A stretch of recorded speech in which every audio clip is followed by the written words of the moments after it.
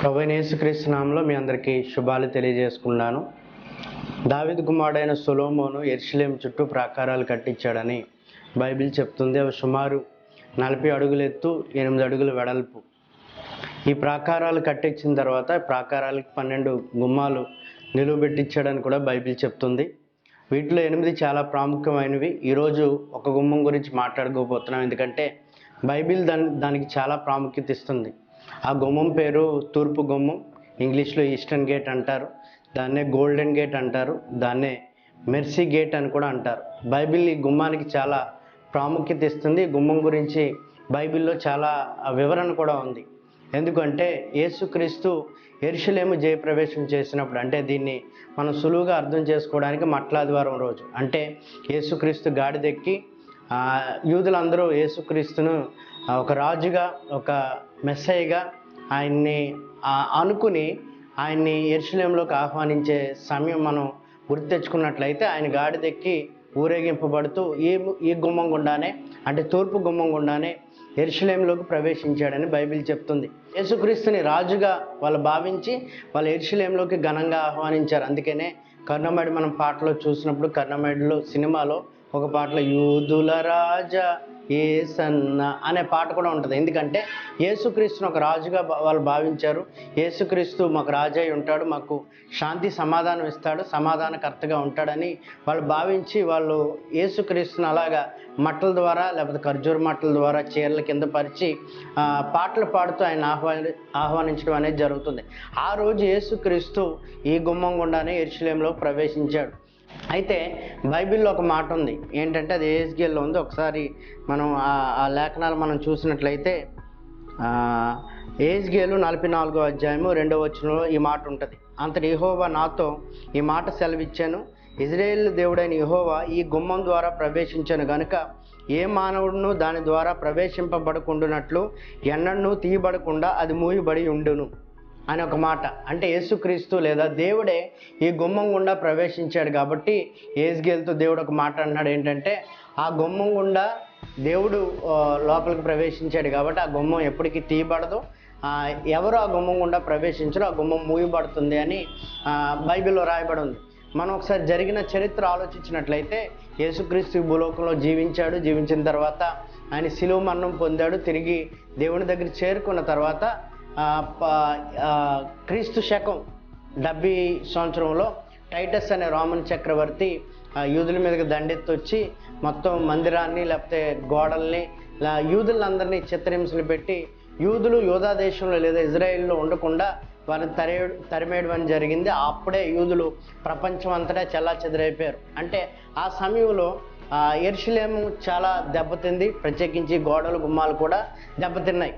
అయితే దీని తర్వాత వచ్చిన ముస్లిం పాలకులు చాలా అనేక మంది ఆ ప్రాకారాలు లేకపోతే ఆ గోడలు కట్టించడం అనేది, అంటే కింద బేస్మెంట్లు అనేవి పాతవే కానీ దాని మీద కట్టడం అనేవి కొత్తవి. ఈ ప్రకారం అనేక మంది ఆ ప్రాకారాలని బాగు చేయడం అనేది మనం చూస్తాం. అయితే సులేమాన్ అనే ఒట్టమన్ చక్రవర్తి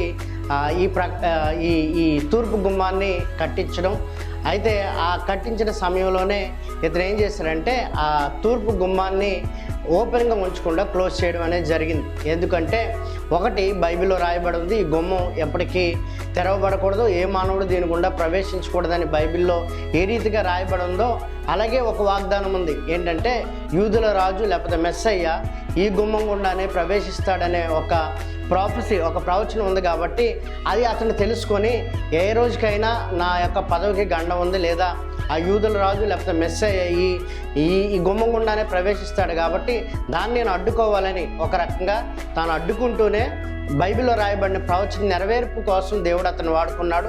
తను ఏం చేశాడంటే ఈ గుమ్మాన్ని మూయించాడు. మామూలుగా అయితే గుమ్మాలు మూయడం అంటే ఆ రోజుల్లో డోర్లు ఉండేవి, చెక్క తలుపులు ఉండేవి, లేదా ఇనప తలుపులు ఉండేవి, వాటికి గెళ్ళ పెట్టేవారు. కానీ సులేమాన్ ఏం చేశాడంటే ఈ తలుపులు ఏమి లేకుండా వాటిని ఏం చేశాడంటే కాంక్రీట్ పోసి ఎవరు ఏ మనిషి మానవుడు దాని గుండా ప్రవేశించకుండా ఒకవేళ ప్రయత్నం చేసినా దాని గుండా వెళ్ళే పరిస్థితి లేకుండా తను చేశాడు.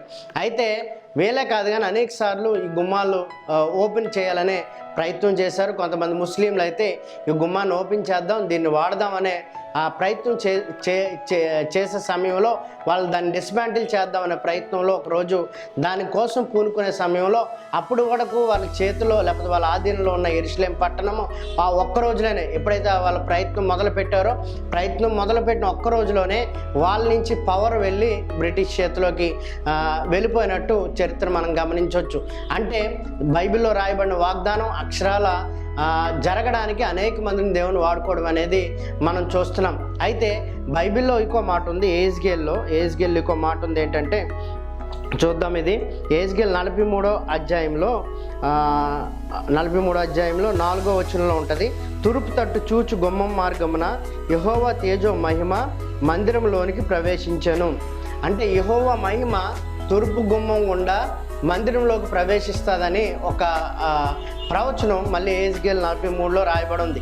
యేసుక్రీస్తు తండ్రి దగ్గరికి వెళ్ళిపోయాడు, అయితే అక్కడ ఉండడు కానీ రెండవసారి తిరిగి భూలోకానికి వస్తాడని బైబిల్ చెప్తుంది. అయితే ఆయన భూలోకాన్ని విడిచి ఎలా వెళ్ళాడో అలాగే తిరిగి వస్తానని దేవుడు చెప్తున్నాడు. ఆయన ఒలీవ కొండ మీద నుంచి ఆరోహణమయ్యాడు కాబట్టి ఆయన మళ్ళీ తిరిగి వచ్చేటప్పుడు ఒలీవ కొండ మీద ఆయన కాలు మోపుతాడని బైబిల్ చెప్తుంది. ఆయన కాలు మోపినప్పుడు ఒలీవ కొండ 2 ముక్కలు అయిపోద్ది, ఒక భాగం ఇటు ఒక భాగం అటు అయిపోద్దని బైబిల్ చెప్తుంది. దీన్నే అందరూ నమ్ముతారు. కాబట్టి అలా ముక్కలైపోయినప్పుడు ఆయన ముక్కలైపోయిన తర్వాత ఆయన ఒలీవ కొండని దగ్గర నుంచి ఆయన మందిరం వైపు నడక ప్రారంభించినప్పుడు ఆయనకి ఎదురుగా ఉండేది ఏంటంటే తూర్పు గుమ్మం. నేను అక్కడికి యెరూషలేం వెళ్ళినప్పుడు నేను ఆ ప్రాంతంలో ఉన్నప్పుడు ఒలీవ కొండ మీద నుంచి చూసినప్పుడు నాకు ఎదురుగా తూర్పు గుమ్మం కనబడింది, అంటే ఈస్టర్న్ గేట్. అయితే ఆ గుమ్మం మూసివేయబడి ఉండడం నేను చూశాను. చాలా గుమ్మాల గుండా నేను యెరూషలేం వెళ్ళినప్పుడు ప్రవేశించాను. జఫా గేట్ లేకపోతే హేరోద్ గేట్ ఇలాగా ఈ గుమ్మాల గుండా ప్రవేశించాను. కానీ ఈ గుమ్మం క్లోజ్ చేయబడి ఉంది కాబట్టి అది అలాగే కనబడింది. ఒలీవ కొండ మీద నుంచి ఉన్నప్పుడు ఎదురుగా కనబడేది ఈ తూర్పు గుమ్మం. అయితే అక్కడ యేసుక్రీస్తు నడిచి వెళ్తున్నప్పుడు ఒక సంఘటన జరుగుతుందని బైబిల్లో రాయబడి ఉంది. ఒకసారి ఆ మాటలు కూడా బైబిల్లో చూద్దాం. అది ఏజ్గేల్ 43వ అధ్యాయము 2వ వచనంలో ఉంటుంది. ఇజ్రాయేల్ దేవుని ప్రభావము తూర్పు దిక్కున కనబడెను, దాని నుండి పుట్టిన ధ్వని విస్తార జలముల ధ్వని వలె వినబడెను, ఆయన ప్రకాశం చేత భూమి ప్రజ్వరిల్లేను. అయితే యేసుక్రీస్తు భూలోకానికి మళ్ళీ తిరిగి వచ్చినప్పుడు ఆయన అడుగు పెట్టినప్పుడు ఈ పరిస్థితులు జరుగుతాయని ఇక్కడ రాయబడి ఉంది. ఏంటంటే ప్రభావం తూర్పు దిక్కున కనబడిందంట, అలాగే మహాధ్వని పుట్టిందంట. ఆ ధ్వని చాలా చాలా ఎక్కువ ఉన్నదంట.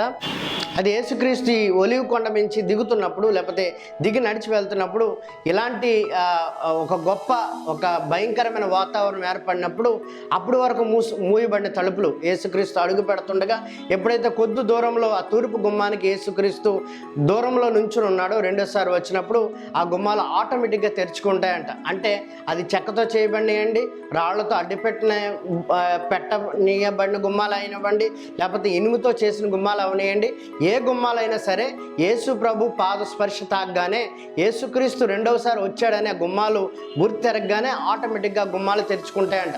బైబిల్లో రాయబడింది ఏంటంటే ఆ గుమ్మాలు మూయబడాలి, ఎందుకంటే దేవుడు ఆ గుమ్మం గుండా ప్రవేశించాడు. మళ్ళీ అవి ఎప్పుడు ఓపెన్ అవుతాయంటే యేసుక్రీస్తు మళ్ళీ తిరిగి ఆ గుమ్మం గుండా ప్రవేశించబడినప్పుడు అవి ఓపెన్ అవుతాయని బైబిల్ చెప్తుంది. కాబట్టి యేసుక్రీస్తు కొన్ని అడుగుల దూరంలో ఉండగానే ఆ గుమ్మం ఓపెన్ అయినప్పుడు యేసుక్రీస్తు ఆ గుమ్మం గుండా ప్రవేశించి ఆయన సర్వలోకానికి రాజుగా ఆయన ప్రకటించుకుంటాడు.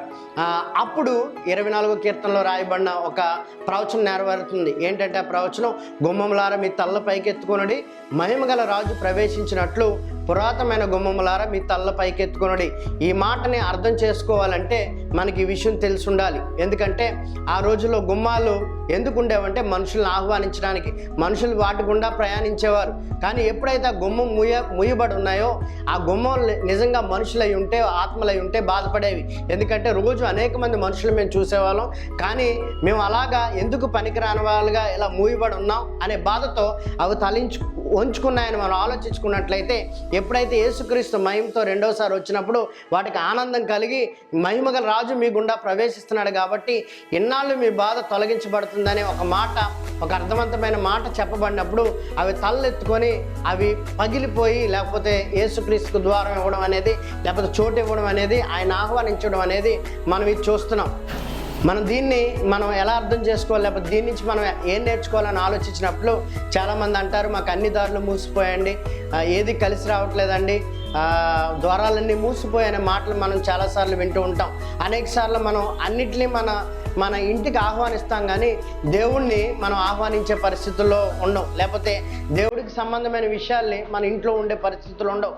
బైబిల్ చెప్తుంది, ఆయన గుమ్మం హృదయం అనే తలుపు వద్ద నిల్చుని తట్టుచున్నాడు, ఎవడైనాను ఆయన స్వరం విని తలుపు తీసినేడలా అనే మాట ఉంటుంది. ఎందుకంటే ఆయన బలవంతంగా మన జీవితాల్లో ప్రవేశించి కార్యాలు చేయడానికి ఇష్టపడ్డు. ఎందుకంటే ఆయన మనకు చిత్త స్వేచ్ఛనిచ్చాడు. ఆయన హృదయం బయటే ఉండంట తలుపు తడుతున్నాడంట.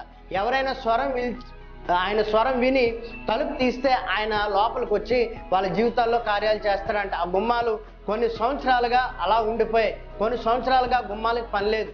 అలాగే చాలామంది జీవితాల్లో ద్వారాలు మూసుకుపోయి మా జీవితం ఏమవుతుందో, ఇలాగే మేము ఎప్పుడు ఉండిపోవాలనే పరిస్థితులు అనేక మంది ఉన్నారు. కానీ ఎప్పుడైతే మహిమగల రాజుకి మీ జీవితాల్లో చోటిస్తాడో, ఎప్పుడైతే యేసుక్రీస్తుని మీ హృదయాల్లో చేర్చుకుంటారో, ఎప్పుడైతే యేసుక్రీస్తుని మీ జీవితంలోకి వచ్చి కార్యం చేయమని ఆయన అడుగుతారో, అప్పుడు బలమైన కార్యాలు మీ జీవితంలో జరుగుతాయి. ఎంతోమంది రాజులు దేవుణ్ణి అడ్డుకోవాలని ఆ గుమ్మాల్ని ఏమేమో చేయాలని ప్రయత్నాలు చేశారు, కాంక్రీట్ పూశారు. ఈ సులేమ్ అనే రాజు ఇంకో ప్రయత్నం కూడా చేశాడు. ఏంటంటే కాంక్రీట్తో వేసిన తర్వాత యూదులు ప్రధాన యాజకులు శ్మశానాలు గుండా కానీ లేకపోతే శ్మశానాల దగ్గరికి వెళ్ళరు. ఎందుకంటే యూదులకి శ్మశానం దగ్గరికి వెళ్తే అపవిత్రం అయిపోతారనే ఒక భావన, లేకపోతే వాళ్ళ యొక్క ట్రెడిషన్స్లో ఉంది. అందుకనే ఆ గుమ్మాన్ని మూసివేసి కాంక్రీట్తో ఫిల్ చేసిన తర్వాత ఏం చేశాడంటే, ఆ గుమ్మం ముందు ఆ గొయ్యిని తవ్వి ముస్లింలు కప్పెట్టే శ్మశాన వాటిగా ఆయన తయారు చేశాడు. అంటే యేసుక్రీస్తు ప్రధాన యాజకుడు కాబట్టి ఆయన ఒకవేళ ఆ గుమ్మం దగ్గరికి వచ్చినా, ఒకవేళ గుమ్మం ఓపెన్ అయినా, ఆయన పరిశుద్ధుడు కాబట్టి ఈ శవాల ద్వారా ఆ వ్యక్తి అపవిత్రం అయిపోతాడు. కాబట్టి ఆ గుమ్మం గుండా ప్రవేశించకుండా ఆయన రాకను ఆపొచ్చు అనే ఒక ప్రయత్నం ఆ రోజు సులేమాన్ చేశాడు. యేసుక్రీస్తు వచ్చినప్పుడు చనిపోయిన వారే తిరిగి లేస్తారని బైబిల్ రాయబడి ఉంది. కాబట్టి సులేమాన్ చేసిన ప్రయత్నం ఏమాత్రం పనికిరాదు. కానీ ఆ వాగ్దానం లేదా ప్రవచనం నెరవేరాలి కాబట్టి దేవుడు సులేమాన్ను వాడుకున్నాడు. అలాగే మన జీవితంలో కూడా బలమైన యేసుక్రీస్తు మన జీవితాల్లోకి వచ్చినప్పుడు మనుషులు ఎంత ప్రయత్నాలు చేసినా, ఎన్ని ద్వారాలు మూసినా, ఎన్ని అవకాశాలు మనకు కాకుండా చేసినా, దేవుడు మన జీవితంలో ఉంటే వాళ్ళు ఏం చేయలేరు. కాబట్టి అన్నిటినీ రావడానికి మీరు ఇష్టపడుతున్నారు, అన్ని పనులు మీ ఇంట్లో జరుగుతున్నాయి, అన్నిటికీ మీరు చోటిస్తున్నారు. కానీ దేవుడికి చోటు ఇవ్వని పరిస్థితుల్లో మీ జీవితాల్లో ఉంటే ఒకసారి మార్చుకోండి. దేవుడు మీ జీవితాల్లో ఉంటే, దేవుడు సన్నిధి మీ ఇంట్లో ఉంటే గొప్ప కార్యాలు జరుగుతాయి. ఒబేదేదు ఇంట్లో మందసాన్ని ఉంచుకోవడానికి ఒబేదేదు ఇష్టపడ్డాడు. దావీదు భయపడ్డాడు. ఎందుకంటే మందసం దగ్గర ఉంటే ఏమి మేము కొని తెచ్చుకోవాలో, ఏ రకమైన జబ్బులు మేము అనుభవించాలో. ఎందుకంటే మందసం ఉన్న చోట ఆషామాషిగా బ్రతకడం అవ్వదు. కానీ ధైర్యం చేసి ఒబేదేదము మందసాన్ని తెచ్చుకొని మందసం తన ఇంట్లో ఉంచుకున్నప్పుడు చాలా త్వరగా ఒబేదేదు ఇల్లు ఆశీర్వదించబడింది. కాబట్టి యేసుక్రీస్తు మన జీవితంలోకి వస్తే మనం మూసిపోయిన దారులన్నీ తెరవబడతాయి, మూసిపోయిన ద్వారాలన్నీ తెరవబడతాయి. ఆ రోజు యేసుక్రీస్తు రెండోసారి వచ్చినప్పుడు ఆ మూయబడిన తూర్పు గుమ్మం ఏ రీతిగా అయితే తెరుచుకుంటుందో, అదే రీతిగా మన జీవితంలో కూడా యేసుక్రీస్తు వచ్చినప్పుడు మూయబడిన ద్వారాలన్నీ తెరుచుకుంటాయి. కాబట్టి ఈ మాటలు విని ఈ మాటల ప్రకారం మీరందరూ నడుచుకుంటారని ప్రభు అయిన యేసుక్రీస్తు నామములో ఈ మాటలు ముగిస్తున్నాను. చిన్న ప్రార్థన చేద్దాం. కృపాభరితుడైన తండ్రి, మీ ఘనమైన నామానికి వందనాలు నాయన. నువ్వు రెండోసారి భూలోకానికి తిరిగి రాబోతున్నప్పుడు మూయబడిన తూర్పు గుమ్మం అవునైనా నిన్ను ఆహ్వానించడానికి తెరుచుకుంటుంది. అవునైనా అలాగే మా జీవితంలో అనేక సమస్యలు, అనేక ఇబ్బందులు, అవునైనా ద్వారాలు మూసుకుపోయే అన్న పరిస్థితి, దారులు మూసుకుపోయాయన్న పరిస్థితి, కానీ ఎందు నిమిత్తం అలా జరుగుతుందో మేము అంచెలా వేయలేని పరిస్థితులు అనేక సార్లు ఉన్నాం. నిన్ను మా జీవితంలోకి ఆహ్వానించలేని పరిస్థితుల్లో ఉన్నాం. నువ్వు మా జీవితంలోకి వచ్చి కార్యం చేయి ప్రభువా అని అడగలేని పరిస్థితుల్లో ఉన్నావు. నువ్వు హృదయం బయట ఉండి తలుపు తడుతున్నావు నాయన. ఎవరైనా నువ్వు నీ స్వరం విని తలుపు తీస్తే నువ్వు లోపలికి రావాలని ఆశపడుతున్నావు. కానీ నిన్ను బయటే ఉంచి మా పనులు మేము చక్క పెట్టుకోవాలనే ప్రయత్నం చేస్తున్నాం. అవునా, నిన్ను బయట పెట్టి అన్ని సమకూడాలని మేము ఆశపడుతున్నాం. కానీ అది జరిగే పని కాదు. కాబట్టి మా జీవితంలో ఒక మార్పు తీసుకురండి. ఎంతమంది అయితే ఈ యొక్క మాటలు విన్నారో వాళ్ళ హృదయాల్లో నువ్వు గొప్ప కార్యాన్ని చేయమని ప్రార్థించుకున్నావు. నువ్వు మళ్ళీ తిరిగి రెండోసారి రాబోతున్నావు, బలంతో దిగబోతున్నావు. అప్పుడు ఏ ద్వారం నీ ముందు నిలబడదు, ఎవడు నీ ముందు నిలవబడ్డు. కాబట్టి ఆ గొప్ప విషయాన్ని మేము గుర్తుపెట్టుకొని నువ్వు బైబిల్లో రాయబడిన సంగతులు అవును నిక్కచ్చిగా 100% జరుగుతున్నాయని నమ్మి నువ్వు రెండోసారి తిరిగి రాపోతున్నందుకు అవును మేము సిద్ధపడి మమ్మల్ని మేము పరీక్షించుకోవడానికి సాయం చేయమని యేసు నామములో క్షమాపణ వేడుకున్నాం తండ్రి. ఆమేన్. మరిన్ని అవసరాల కోసం ఇతర సమాచారం కోసం మా అడ్రస్కి మా ఫోన్ నెంబర్స్కి సంప్రదించండి. వందనాలు.